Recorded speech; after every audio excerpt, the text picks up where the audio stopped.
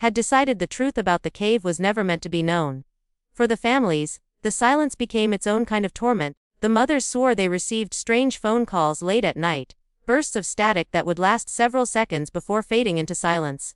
On some occasions, they claimed to hear faint voices within the static, whispering their sons' names as if calling from far away. Whether these were cruel pranks or something else entirely, no one could say. Yet the timing was eerie, always happening after another attempt to demand answers from the authorities.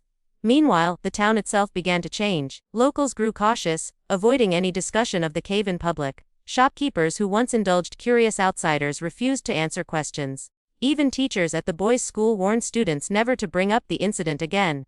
The families felt isolated, surrounded not only by grief, but by a wall of silence that seemed to close tighter with each passing year. The truth wasn't just buried beneath the concrete ceiling the cave, it was buried within the very people who were supposed to uncover it. Years passed, yet the disappearance of the three boys never faded from memory. The cave, sealed off and avoided, became a source of whispered stories among locals and a dark fascination for outsiders. Online forums devoted to unsolved mysteries began circulating rumors about the case. Some claimed to have insider knowledge about the tape, while others shared blurry photographs of the leaked notebook pages.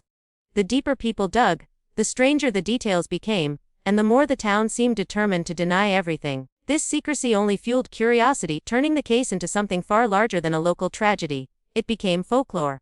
In 2015, over 2 decades after the boys vanished, a hiker claimed he had broken past the concrete barrier sealing the cave.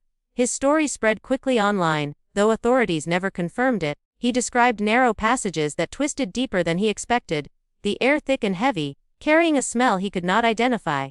Most disturbing were the walls themselves, lined with fresh scratch marks, as though someone had been clawing at the rock from the inside. Among those marks were crude words scratched into the stone. "Still here."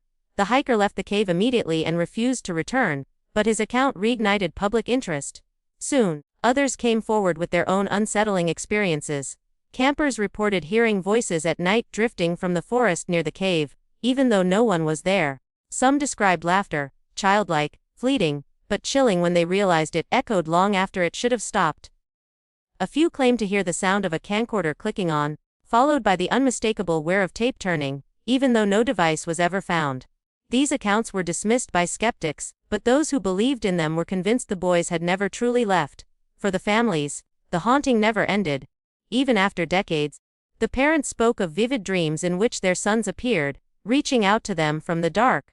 One mother described waking up in the middle of the night to see muddy footprints on her kitchen floor, small enough to belong to a teenager.